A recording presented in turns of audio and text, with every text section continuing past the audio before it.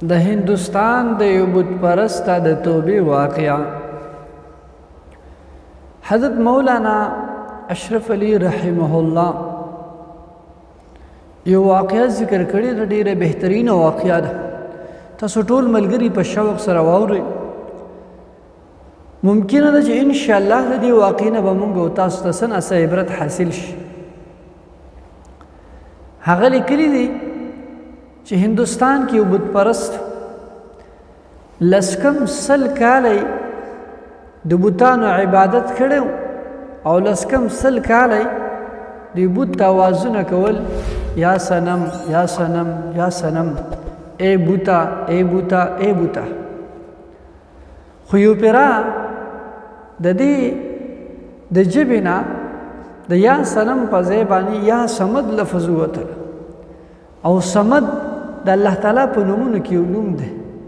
د دې نوم معنی ده بې پروا،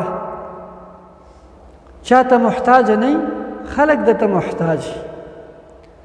نو چې د دې د خولې نه دا لفظ ووتلو، نو د الله تعالی له طرفه ورته آواز راغی، لبیک یا عبدی، ای زما بنده زه حاضر یم. نو هغه کس په هغه ځای باندې خپل هغه بوتان دا ټول ټوټې ټوټې کړ،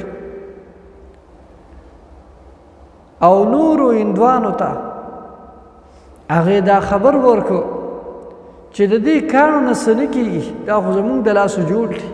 لسکم سل کاله مې ورته اوازونه کول، هېڅ جواب یې نه راکوو. خو یو پیرا په خطا کې د مسلمانانو د رب نوم زما د ژبې نه ووتلو، او ما ته یې اواز وکړو چې لبیک یا عبدي، ای زما بنده زه حاضر یم.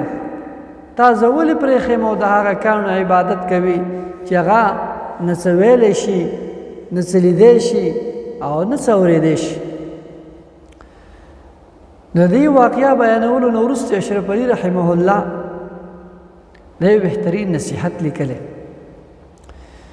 هغه لیکي چې کله الله تعالی د یو بت پرسته طرف ته دومره توجه کوي، او هغه بت پرسته چې لسکم سل کاله د بت عبادت کړي، بوتانو ته آوازونه کړي، الله د هغې طرف ته دومره توجه کوي، صرف یو پیره د الله نوم ویل یا صمد سره.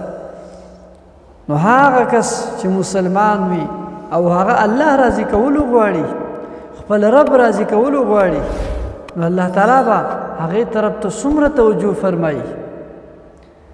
نو انشاءالله کوشش به کوو چې مونږ او تاسو خپل رب هر وخت کې راضي کړو، هر وخت کې راضي وساتو.